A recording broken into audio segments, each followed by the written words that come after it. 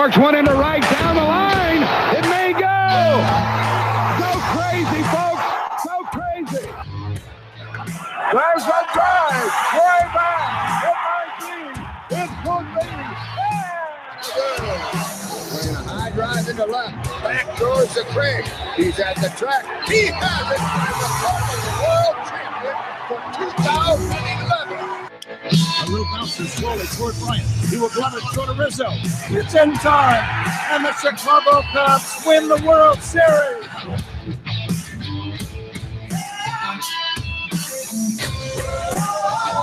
This is the Team of Rivals podcast. No insiders, no anonymous sources, just passionate analysis from the bleacher seats. Here are your hosts, Ron Nuttall and Peter Geddes.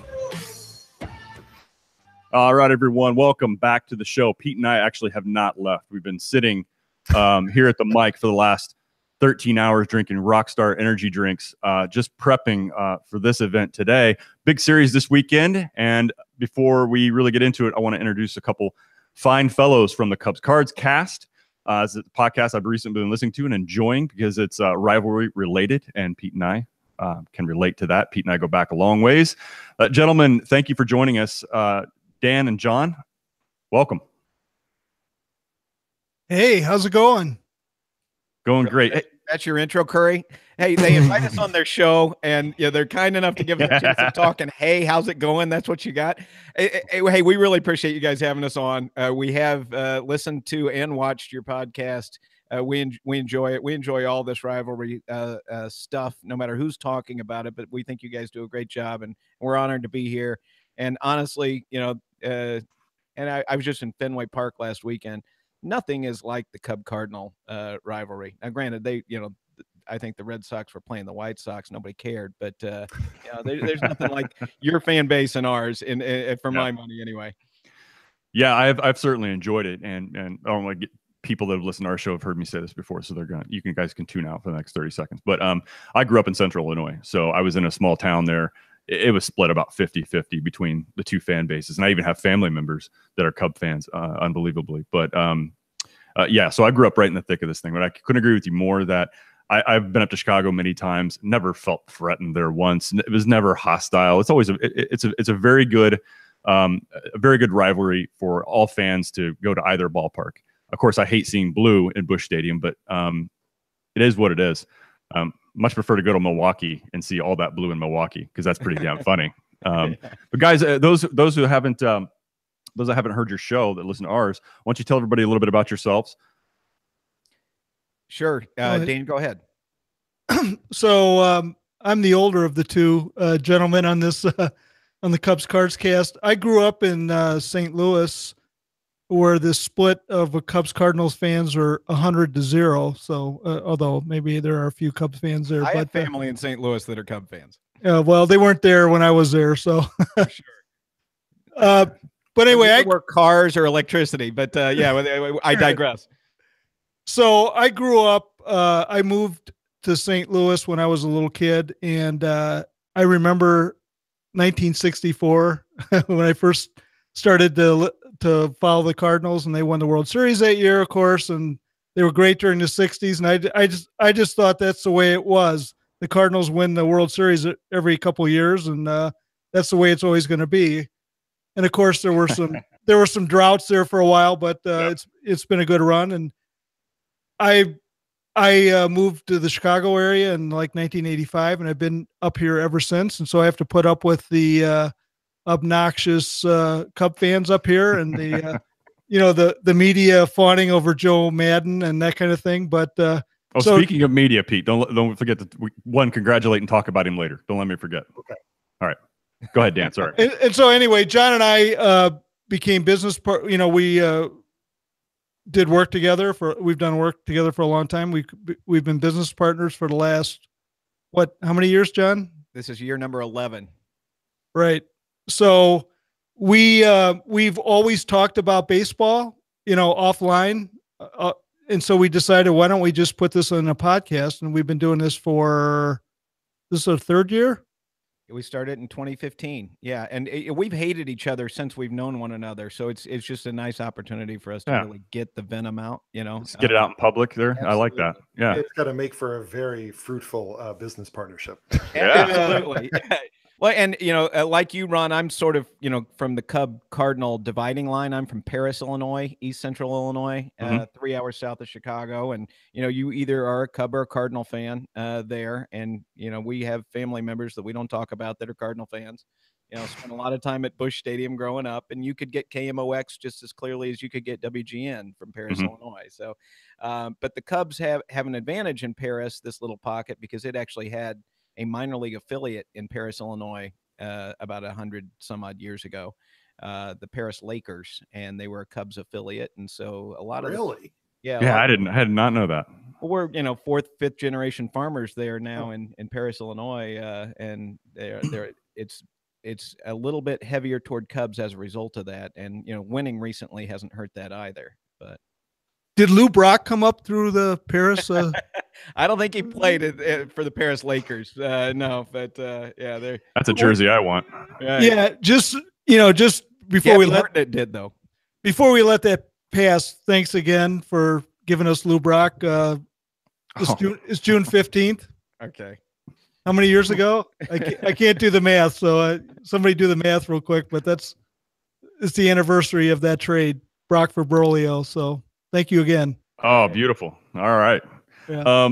So Pete and I, we've known each other for, Pete, 17 years now. I never get the numbers. Something like that. I don't need, but we only lived in the same town for maybe 5 or 6 months. But we maintained a friendship, and we found this kind of similar to you guys. We were getting on the phone. We were talking about baseball for about an hour. So I think it was just kind of natural to, let's put this, let's just record these conversations and put it out. So I've really enjoyed it. It's led me actually to do a second show that I do. It's Cardinals only because I need that. Just to balance it all out. But no, we've enjoyed it, and it's great that you guys can join us for this. We got a big series coming up. Before we get into that, the Cardinals just I was excited, but I was nervous at the same time. They went on a 9-game stretch there where they were facing the last place teams in every division, but I feared what was going to happen, and it happened. They had a perfect way to get themselves kind of seated firmly at the top of the division or near the top of the division and stay afloat there until they can get to full strength. Of course, they ended up 4-5. So Dan, what did you take away from these 9 games? Yeah, I took away that my opinion of the team maybe was erroneous.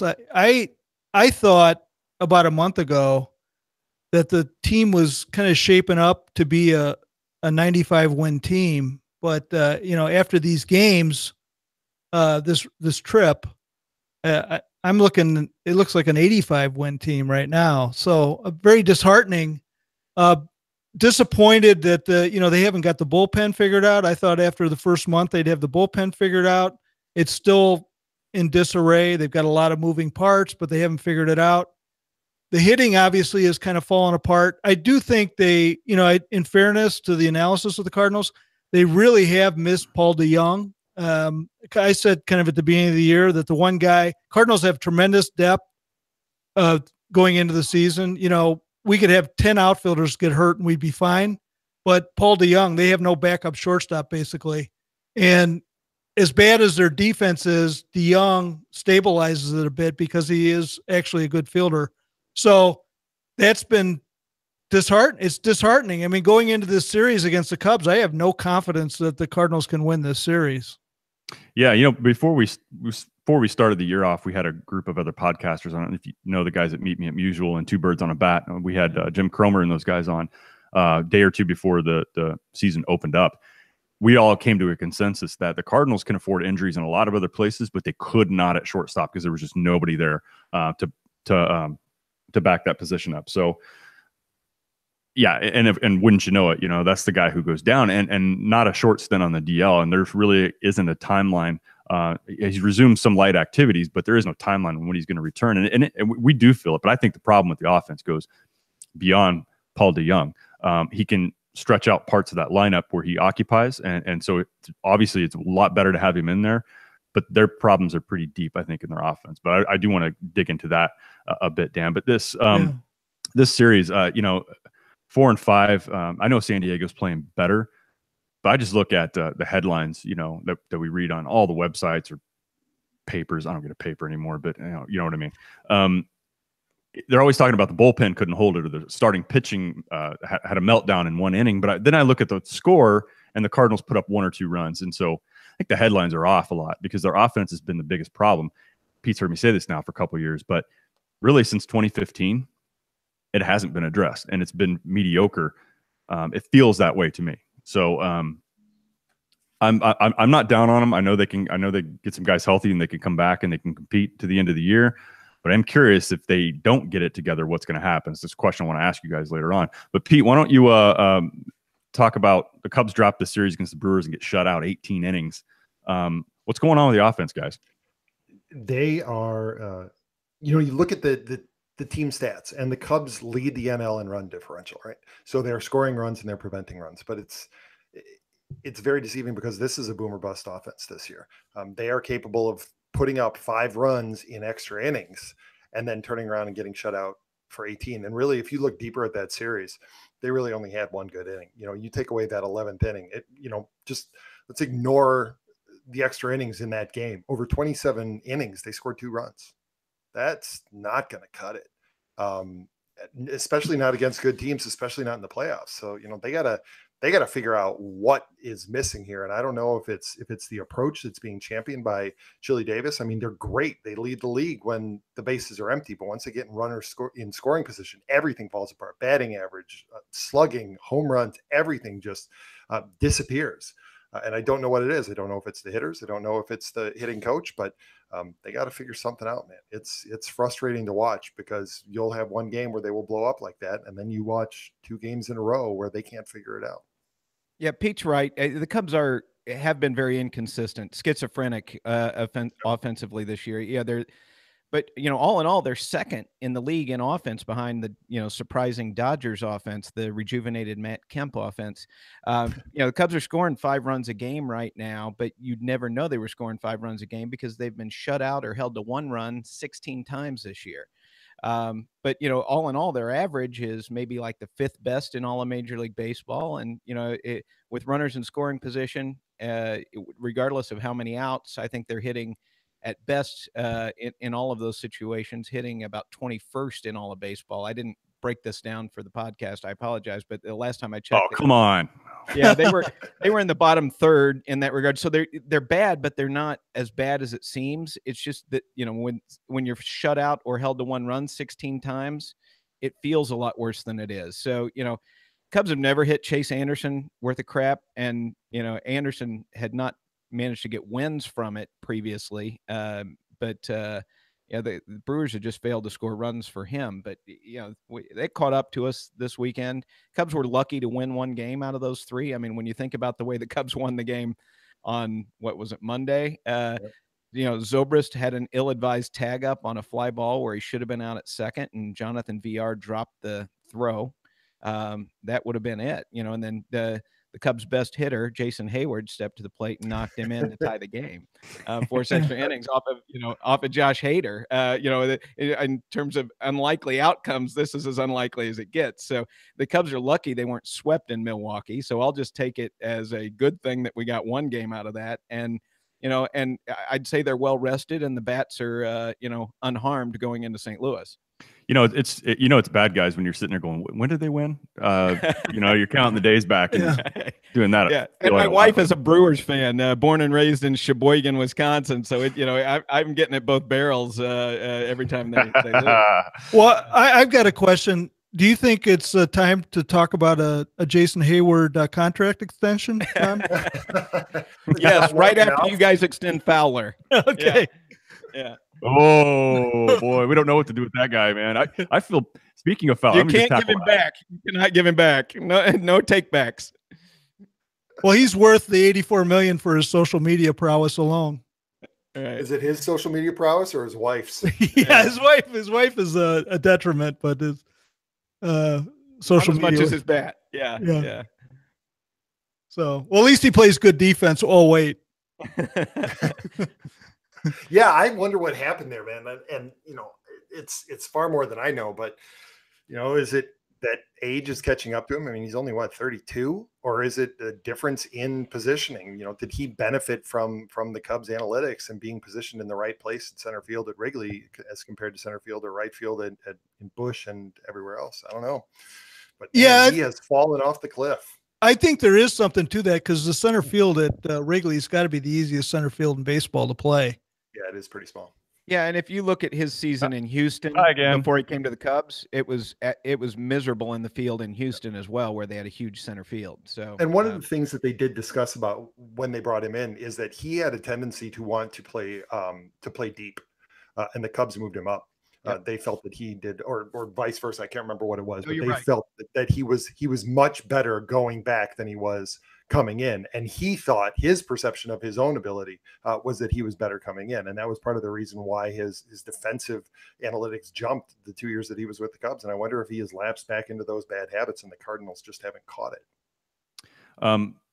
Okay, so we're still on Dex. I'm sorry, guys. You know how you have the little Wi-Fi button on your laptop? You hit it. I hit it. That's all right. You didn't miss anything. Literally not a thing. I've had this thought about Dex and Pete. We've talked about it on our show. That I think Dex works really well in a very specific role in a lineup that doesn't have so many moving parts over the place. When he was with Chicago, his best 2 years, you have a guy like Chris Bryant or mix and match anybody you had in that lineup hitting around him. I mean, his role was just very defined, and I think he thrived in that environment. The Cardinals lineup has been so unsettled over the last several years.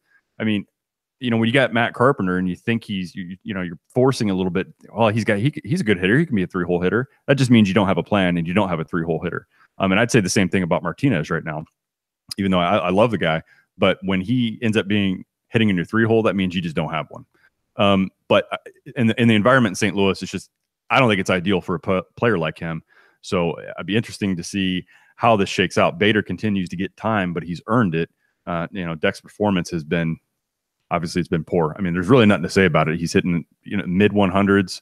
You're not going to see much playing time, but I feel bad for the guy. He came here, signed as what he was expecting to be a leadoff hitter and a center fielder, and it just hasn't worked out. But it's hard to not pull for him. But we'll see what's going to happen. I just think he's going to be an odd man out at some point in time. They're going to have to eat some money, or like you've said before, Pete, bad contract for bad contract if they can find one. Yeah, and you guys talked about it on your show last night, and I wonder if that isn't something that happens, is that he gets packaged maybe with Colton Wong. That's a prize package for somebody there. Well, I mean, depending on it's a 300 average, depending on the bad contract that you're trying to get rid of, especially if it's longer and more money. Mm-hmm. Just trying to unload yourself and to free up some of that space. You take on a bad contract, you may have to give up somebody like that who has flashed potential but just hasn't realized it in St. Louis. And maybe in a new environment, maybe Colton Wong takes off. All right, so hey, next subject here, because this is a strange one, and I'm clear. Madden is just weird, guys. He's just a weird guy. I clearly expect at some point in time he's gonna walk out to talk to the pitcher, and he's gonna have damn Crocs on, or just no shoes at all. Maybe just a Cubs robe, like no tight fitting clothes. He's just relaxed. But is there? No, he's gonna go out on one of those little segways. Have you ever seen that? That'd be even better. Or just have a drone drop him off next to the mound. But is there a fault line there, guys? Cub fans, is there a fault line starting to be very noticeable between fans who obviously loved Madden a few years ago, or are we starting to look at him with a little more skepticism now? Pete, you sounded like you were last night. Yeah, I don't know that I'm representative of all Cubs fans, but I think that there are more and more people where the bloom is a little bit off the rose. I wouldn't say that the honeymoon has ended. Mm-hmm. He's clearly one of the better managers in baseball, but some of his moves at times are baffling. Leaving Chris Bryant on the bench, and giving Chris Jimenez an at bat. I understand you wanted to give him 2 days off, but I mean, come on, don't just give away the game. And it goes beyond that. Elliot and I talked about it last night. That the lineup that he rolled out Wednesday night was not competitive at all. Or I'm sorry, Wednesday afternoon. It wasn't a competitive lineup. It wasn't, especially with a guy like Julius Chassin. Take advantage of it.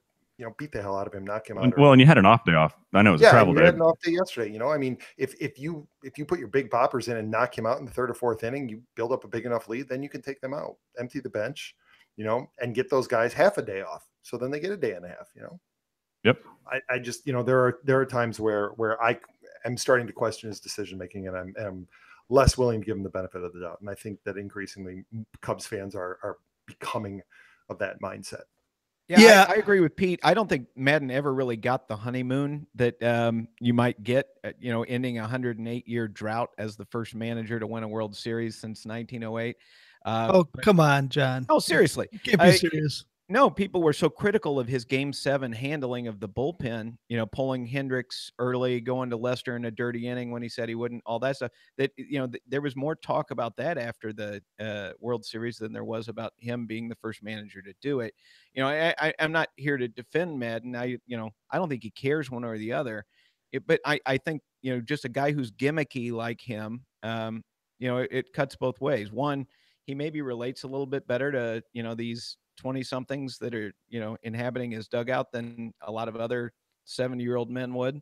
But at some point, I think it starts to wear thin on people. And I think it probably was already to that point in Tampa when he left.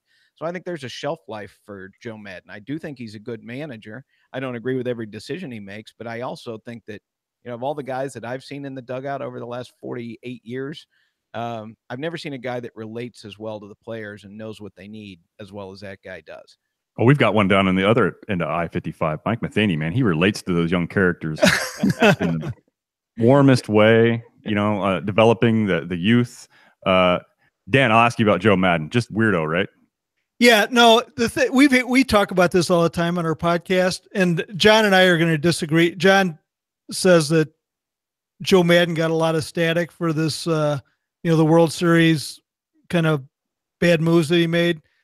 He really didn't get much bad publicity. He gets overwhelmingly just fawning coverage here in the Chicago media. John maybe doesn't see it. So just to analyze what he did the other day, I think it's a perfect illustration. He did all these double switches with his relievers in and out, which if you put this in the baseball analytics frame, probably did nothing to increase your chances of winning that game. The only thing it really did from a benefit standpoint was probably saved you a reliever. If the game went into 14 innings or something, you'd have one, you didn't burn an extra reliever. So hang on for a second there, Dan, because a lot of people don't know what you're talking about. So on Wednesday, Madden pulled a Whitey Herzog move. Whitey Herzog used to take Todd Worrell and Ken Daly, and when he would bring one of them out, he would put him into right field and then bring in the other, and he would move them back and forth depending on the lefty-righty matchups in an inning. Herzog's first guy I ever saw do that. I'm sure there are others that have done it, but Whitey used to do it quite a bit with those two guys. So Madden did that on Wednesday with Cishek and Dunsing. So that's what you're referring to. Right. And so, and if you put that in a baseball analytic framework, you do have the downside. If they hit a ball to that reliever, they're probably going to miss the ball. So, if you weigh it all out, plus and minus, I think it's probably, if anything, a negative move. But that's all you saw in the Chicago media, all these stories afterwards about how clever that was and how cool that was. But in reality, the real decision to win or lose the game went with that lineup, which was, and we posted this. I posted this on Twitter before the game started. I think I did. And it was basically a getaway day lineup against your division rival that's in first place ahead of you in the rubber game. And I understand you got to give players rest, but they had the day off. And then in the ninth inning, when you have Bryant sitting on the bench and you've got Jimenez batting, I mean, for him not to pinch hit him there, I mean, he's not trying to win the game. I mean, I would have hit him in the eighth against Hader with Schwarber when Schwarber was at the plate. Schwarber didn't stand a chance against Hader.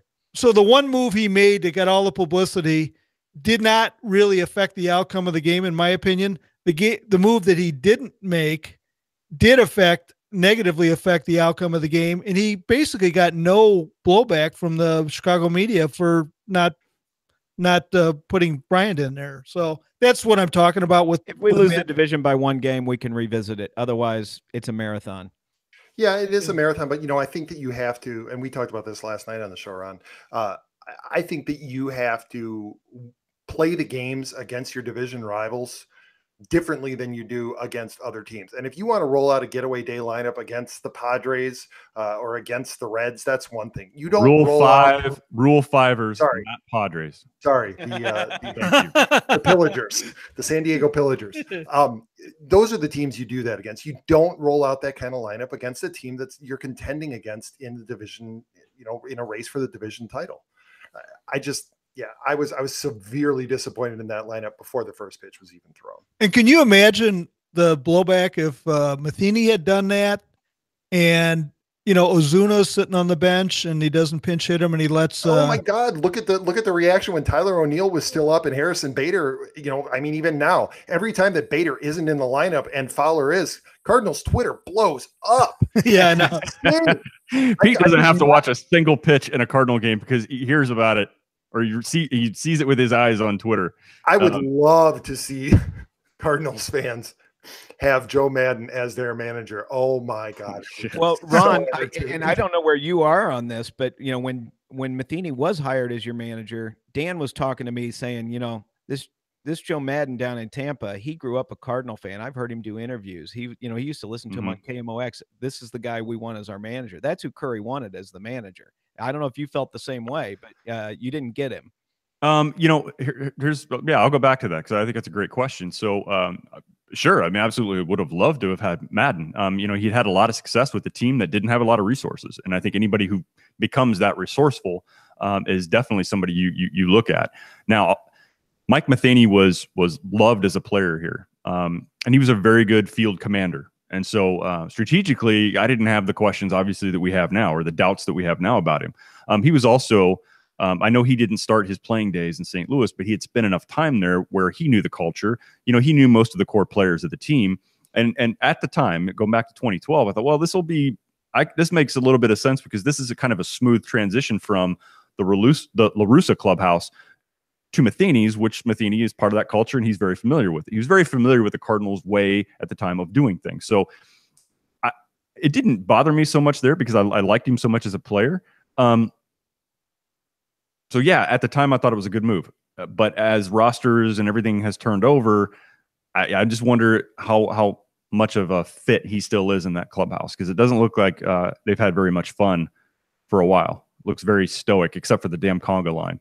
But that's just with the exception of 2015. You look at the last few years though, and you can't love the tools that he's being given. That's true, right? He has a million outfielders and he has a lot of great arms, but it's really been a bad roster in my opinion. Yeah. And that's a theme that we talk about all the time. We and John actually we're in agreement on this. We believe that Matheny is reviled by like the writer class, the sports writer class, because he doesn't really play ball with them. He really doesn't like the media, doesn't really play to the media, where Madden obviously does. And so to some extent, the media is really against Matheny because of that. It colors their opinion of what kind of manager he is overly colored by how good he is at media relations. We both kind of agree that tactically that Matheny is at least average or maybe even slightly above average.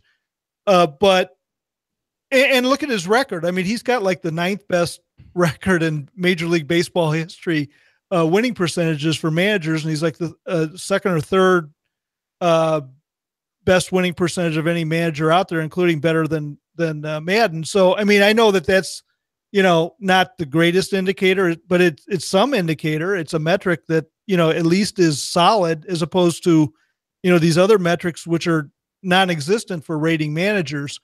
But we are of the opinion, and I'm of the opinion, it's more Mozilik's fault than Matheny's fault, the roster construction the last couple of years. Do they know that there are left-handed batters that exist in Major League Baseball that you can put on your team? They've got too many right-handed hitters on this team. It's pretty obvious. It was obvious going into the season, and we don't. And the left-handed hitters we do have on our team can't hit. Yeah, we're definitely and I do the other show, the Cardinals Nation 24/7. The Cardinals fans we have on there, none of us are Matheny bashers. And I certainly don't. Yeah, I think the blame's a little more lopsided to the front office, and you're right about how they've constructed that roster. There's glaring problems with that, and it just, one of the interviews that Mo gave in the offseason was, caught a little bit of criticism. He had a question thrown at him about, bullpen and moves they didn't make in the offseason while guys were getting signed. Well, he said, well, we got a starting pitcher, check. Closer, check. He was talking about Michaelis and Gregerson. Right. So it just comes across as like, okay, so you just got anybody, called him a closer, didn't look at the quality or potential. You're saying you signed somebody, you check the box. And I think that's what kind of lands on fans the wrong way, is that we all knew Gregerson was not going to be the closer, never should have been labeled the closer. Is it open tryouts at spring training to see who settles in that role? Fine, but don't. And when he labeled him the closer, it's just, he loses some credibility, even with me. And I don't think Mo has done a terrible job over the years, but I think when the core is kind of getting with an aging core, he has not really come through and addressed that area of the roster, which was pretty stable for about 16 years until recently. So I most of the blame to me, it does fall on the front office. Now, Matheny Mabry thing, I wonder about the clubhouse culture with Matheny. Does it fit with this new generation of players? And John Mabry, no problem with the guy. I mean, I enjoyed his time when he was a player, but I do wonder about their strategy and their approach at the plate.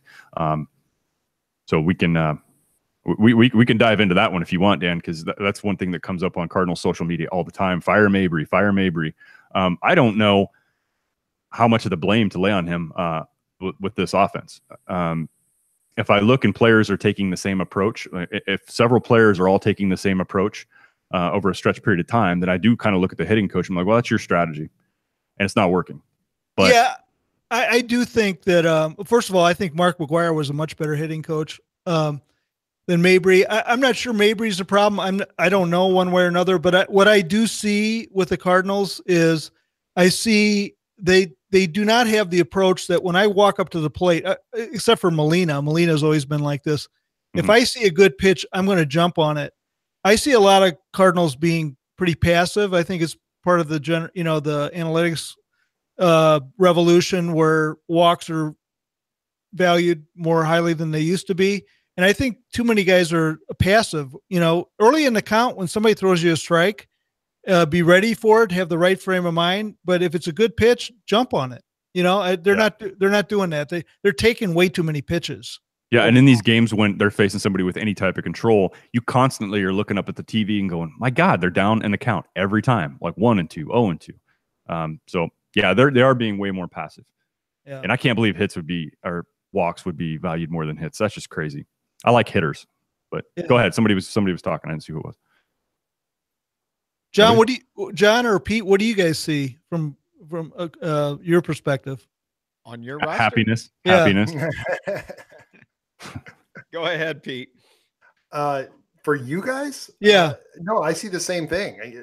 At least from what I read. Obviously, I'm not watching every game, but from what I'm reading, in game recaps and then also just what I follow on Twitter, a lot of frustration from Cardinals fans on the Cards always being in pitchers' counts. But I don't think that's unique to your team, man, because I see the Cubs doing it a lot too. They're taking a lot of first pitch strikes and they're not jumping on their pitch. And, it's having never played the game, it's easy for me to say.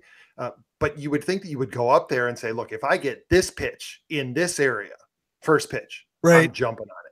And you zone in on that area, and then you work the rest of the year at bat after that. I understand the value of trying to work a pitcher and wear him down. But, I mean, at some point, you got to hit. And I think that that's part of the Cubs' problem with runners in scoring position is they get so focused on extending the at-bat and making the pitcher work that they're foregoing what may be their best opportunity to actually drive a pitch.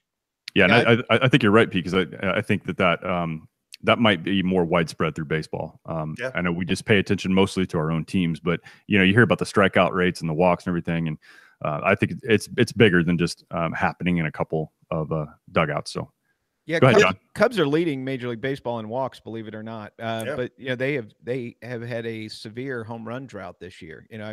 We've seen power from Rizzo and Baez and Schwarber earlier this year, but for the most part, most of the Cubs are underperforming in the power department. Bryant hasn't hit a homer in 24 days or something like that. 11th in home runs in the NL. Yeah, and that's odd, but yeah, I mean, and this is going to hurt a little bit. But the thing that I see when I look at the Cardinals, from my perspective, is that their team's just not as good. I mean, that's what it comes down to. The players aren't as good, and yeah, I think you have better pitching on the whole. But you're still having some of the same problems you had last year. So I think your offensive lineup might even be worse than last year, at least performance-wise right now, maybe not personnel-wise. And then your starting pitching should be stronger. You're missing Wainwright, and now you've lost Reyes for the year, which is real. That I think that hurts a lot because you have to get more out of Weaver and Flaherty than you were expecting.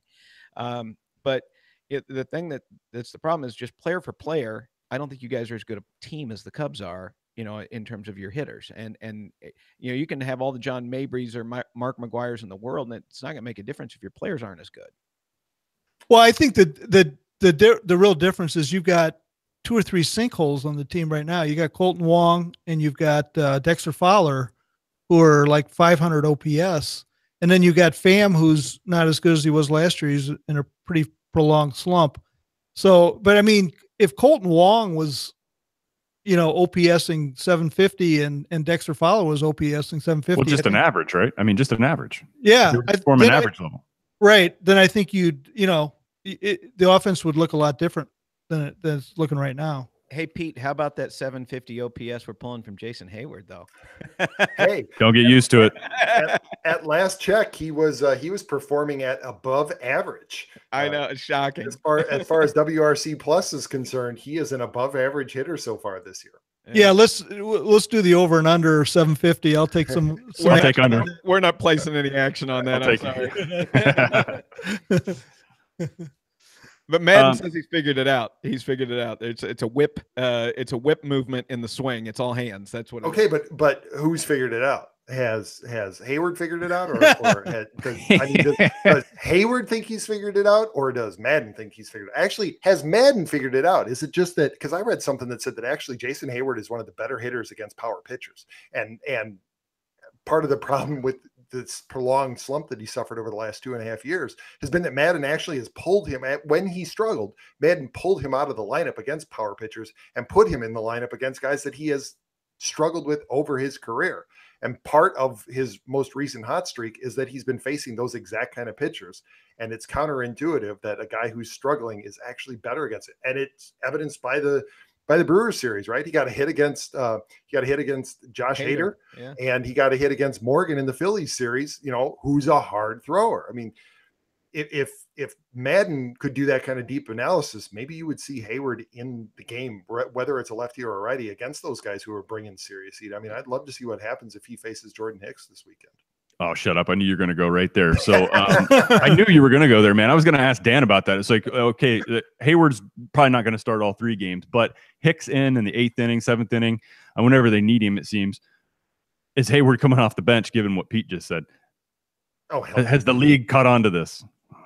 No, I don't. Because Madden hasn't caught on to it. That's the problem. Yeah. I don't think Hayward's going to hit Jordan Hicks. Sorry. I don't think. Oh, man, I hope you're right. Hicks. But I get scared when I say things like that because it usually backfires on me. Well, Hicks, the last 3 weeks, I mean, Hicks has been good all year, but the last 3 weeks, Hicks is really missing bats in a way that he hasn't previously this year. And it's got to be more, not fastball, but slider in my, and I've just looked at the Brooks baseball stuff. I haven't actually seen the games, but he's throwing the slider more and he's throwing it for strikes. And that's deadly if he figures that out. No, he was throwing the 2-seamer almost exclusively before, and you can hit the 2-seamer even though it's like a crazy movement. But they were weak contact, but he wasn't commanding it, so they were just laying off things and walking. But he's not walking anybody right now, except Chris Bryant. Chris Bryant was able to foul one off. That's true. There we go. Pre-slump. Yeah. John missed that one because he normally would have capitalized on that, John. That was a reference to the Molina injury. No, I know. I get it. And you didn't. You were so frustrated by me going through a detailed analysis of the Nutty Buddy and other cup options that might be available for Yachty out there. And Nutshells, I think, is what he's got now. Yeah, and he's down one now, so or at least one. We don't know if he has another. At least I don't. Curry probably does. Yeah, it's unfortunate anytime somebody loses one. Oh boy, is that what happened? I missed that. Gone. Yeah. Oh damn, dude. History. Oh, Yeah. Can't save it. I would have put something in there just to replace it. They give them maybe like one of those packing peanuts or whatever it is. Just throw that in there. Yeah, like when dogs get neutered, they have these things they're called nudicles. It's like these fake testicles that they put in. Jesus, I should have had those years ago. Yep. Oh my God. Right. All of a sudden, my whole opinion of Yachty has changed now. My God, he's walking around with only one ball. That's right. Yeah, I think he's got plenty of kids at home, so I think he's fine. That's what I was saying, Pete. I should have done that years ago. Hey, I can guys with that. I don't need it anymore. He's halfway. He's halfway to being a Cub now. Wow. Oh man. Oh. Hey, are the Brewers the best team in the National League Central, guys, or is it just that they're just playing the best right now? No, they're not the best team in the NL Central. You know, I think Cub fans are underestimating the Brewers. I mean, I'm not saying that that they don't have flaws, and we all know that their starting pitching is a little bit, looks on paper a little shaky, but it's been a little better than people think on paper. And they've got Jimmy Nelson coming back. They've got the ability to get another starter at the deadline, certainly. I really like, and I wasn't that crazy about it, or the Lorenzo Cain acquisition. That guy was the best player in that series against the Cubs. Oh, by far. And he is just such a winning ball player.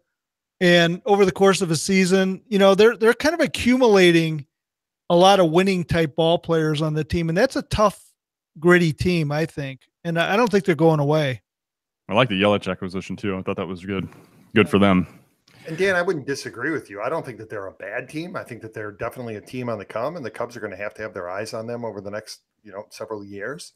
But right now, I still don't think that they're the best team in the NL Central. I just think that they have taken advantage of the schedule to this point, where the Cubs and the Cardinals, the Cubs anyway, haven't. I agree with Pete, and you can't keep pitching Jeremy Jeffress, Josh Hader, and Corey Knebel every single day. They don't have other pieces to plug in there bullpen wise. And the Cardinals last year, and they're trying to do it this year too, running that Memphis Express, with guys that had minor league options. Cubs are doing it actually shockingly well so far this year as well, where the Cubs are running this AAA shuttle. They went out in the offseason and they got guys that they could sign to minor league contracts that they would be able to option back and forth.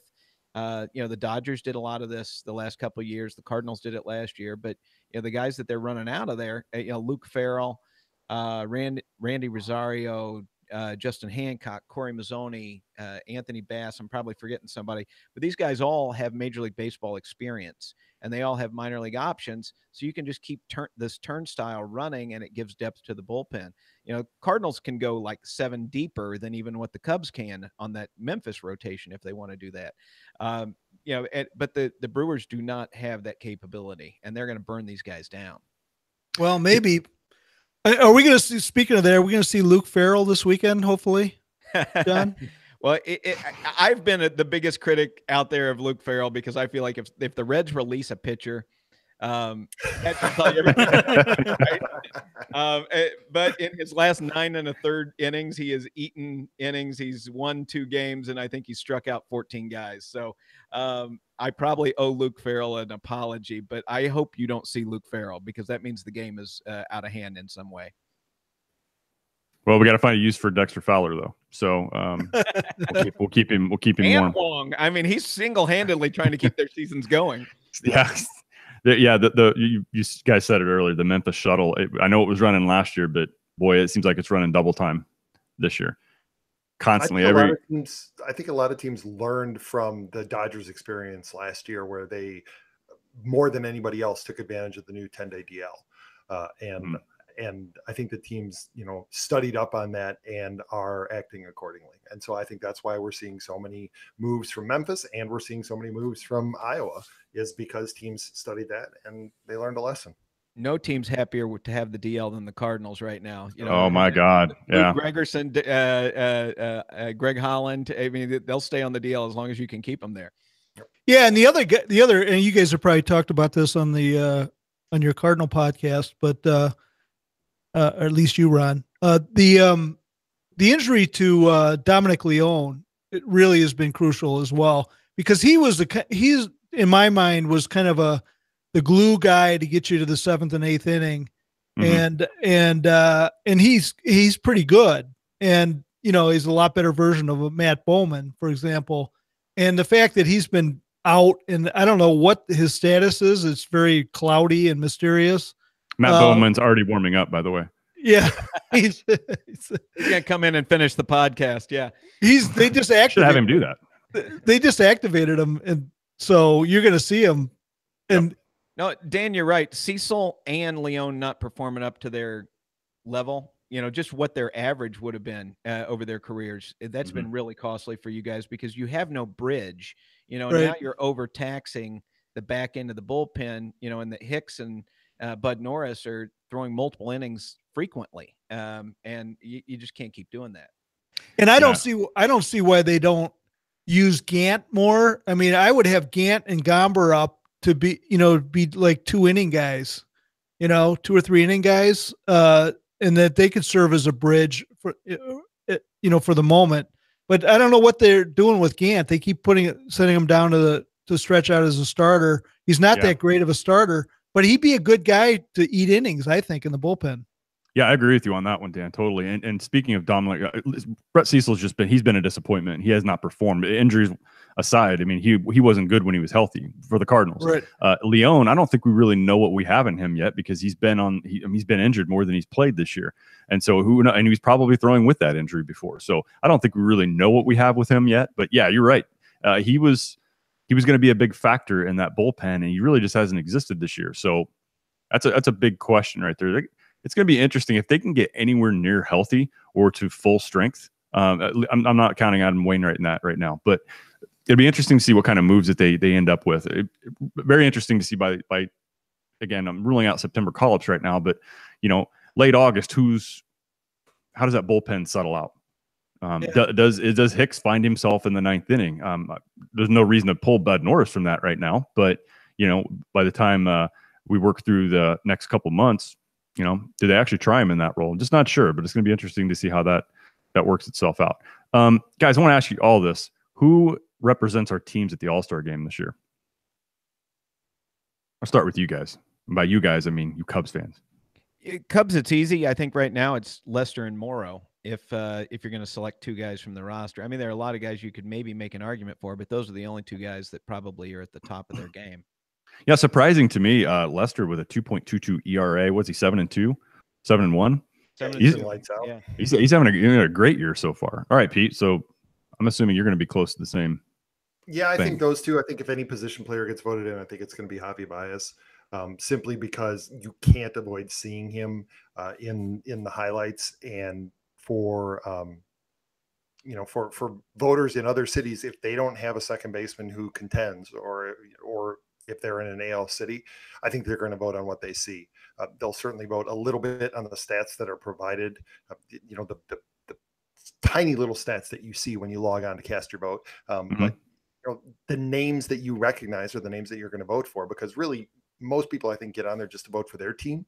And then they got to fill out the ballot. And so they go ahead and they fill out the ballot, and they're going to recognize Javi Baez. So I think that he's, of the position players, he's the one who's most realistic to make it for the Cubs. But I agree. I think it's going to be Lester and Morrow, and I think Baez has an outside shot of getting voted in. But he'll probably get it. Baez goes, we got to make sure he stays out of the home run contest. I mean, oh no, I think he should highlight it. No. Actually, you know what? His swing is perfect for the home run contest, because his swing is already it's screwed up enough anyway, right? He doesn't have a precision swing that's going to be messed up by swinging for the fences. So he would be like the ideal person to put in the home run. You know who is the greatest? I'm not sure. I don't think he ever won it, but Vlad Guerrero, you couldn't screw that swing up any more than it was already screwed up. And he was a perfect guy to throw in there at the home run derby, because you weren't worried about that. And that is such an apt comparison, because if there is anybody in Major League Baseball right now who is like Vladimir Guerrero, and I am not saying Javi Baez is on his level, but Javi Baez is that guy. He will swing at anything toes to nose. Most of the time he'll miss it, but he does have the ability to connect on a ridiculous pitch and drive it out of the park. Yeah, Vlad would swing at the rosin bag too, but Vlad hit the rosin bag.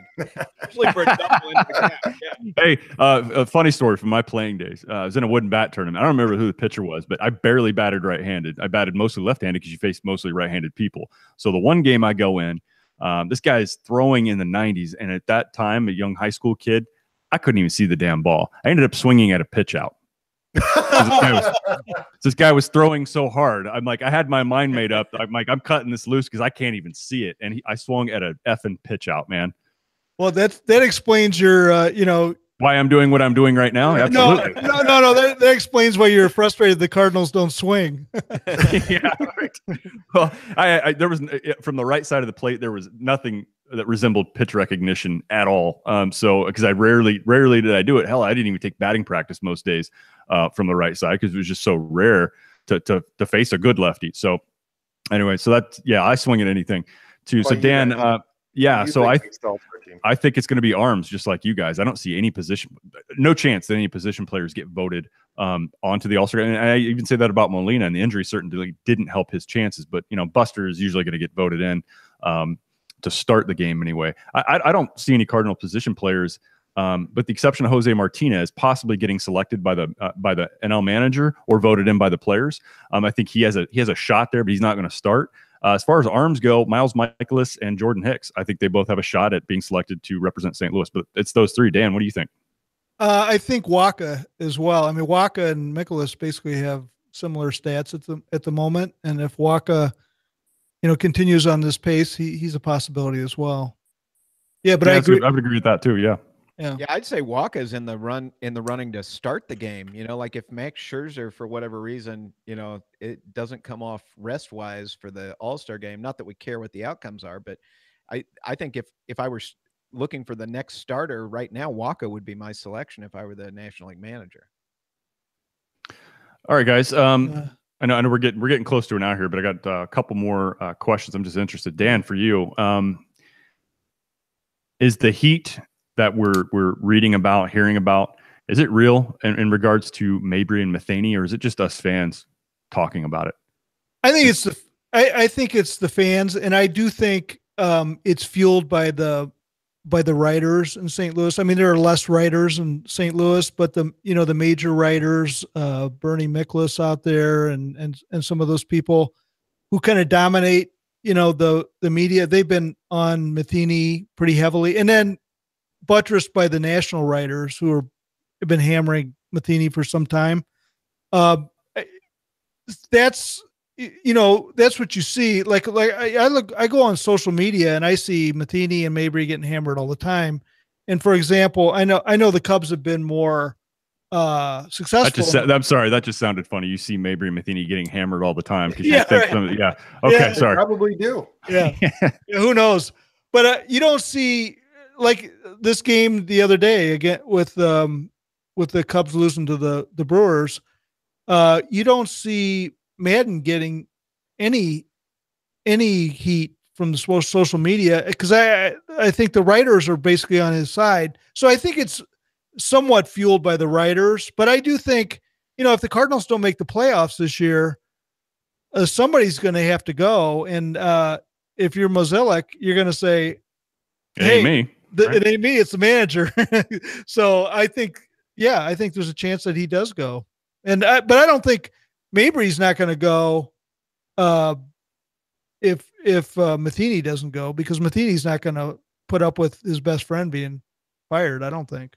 Yeah, but you look at just stay within the city of Chicago, right? A couple of years ago, Joel Quenneville lost one of his best friends as part of his coaching staff at the Blackhawks when they weren't performing up to par, and it was kind of a shot across the bow saying, "You're not in charge of this team. We are."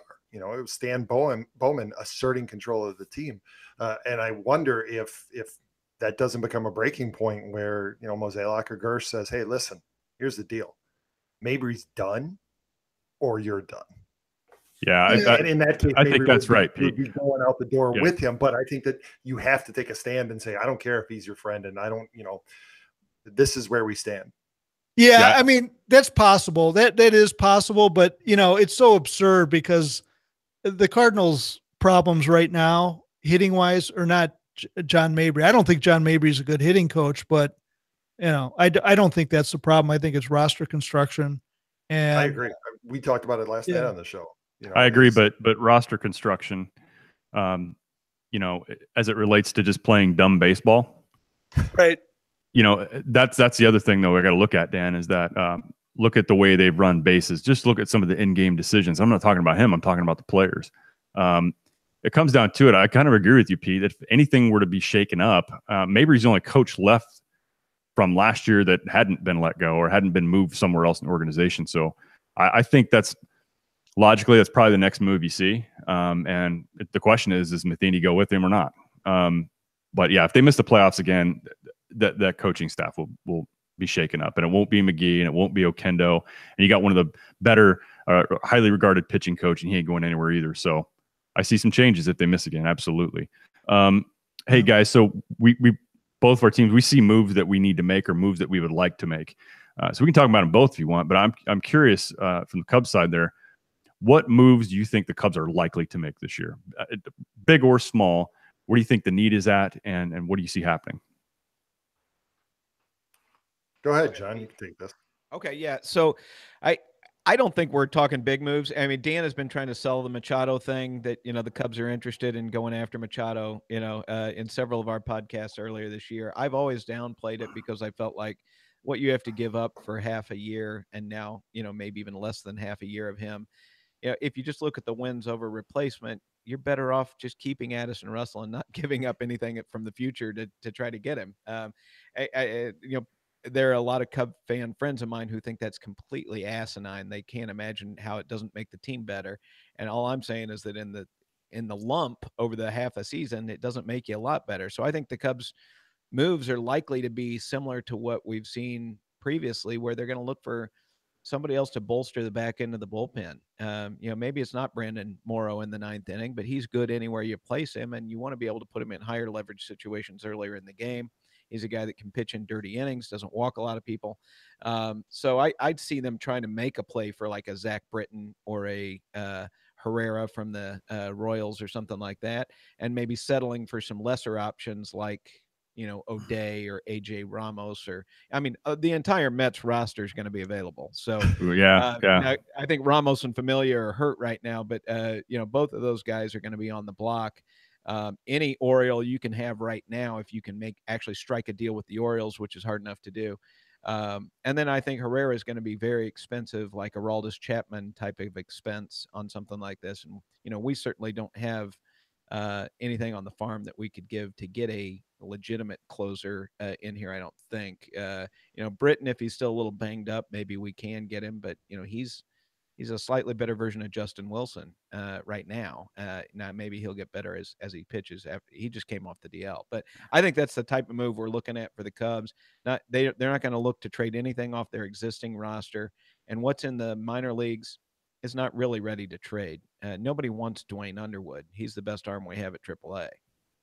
I'm just waiting to see the Mets guys on the Facebook market.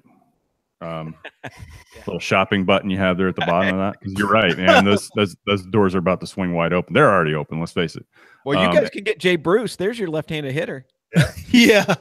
We can add another couple hundred strikeouts to the order. That's fine. Well, it's every year you guys are getting Jay Bruce, though, isn't it? Right. Yeah.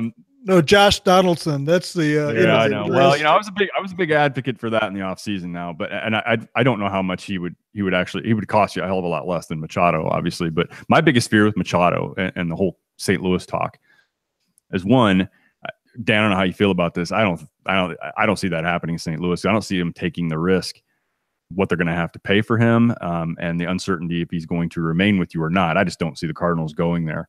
And even if they did, what would happen is he would leave St. Louis for Chicago anyway, and it would just be fucking miserable. We'd have a more shallow farm system, and then he's wearing a damn Cub uniform next year, and that would just be a nightmare. So I don't want to see him go there. phenomenal. Yeah, it would be, you asshole. So I think that Pete. Well, no, same question to you, Pete. I'm sorry. Yeah, no, I don't disagree much. I think that you'll see the Cubs maybe making some moves around the margins, but I don't see them making any big moves, especially because right now a lot of their prospect currency lies in pitching, and they need to. In the next couple of years, they're going to need to shift the cost structure of their roster because right now it's heavily focused on pitching. They've invested a lot of money in the pitching staff because they just didn't have it in the minors.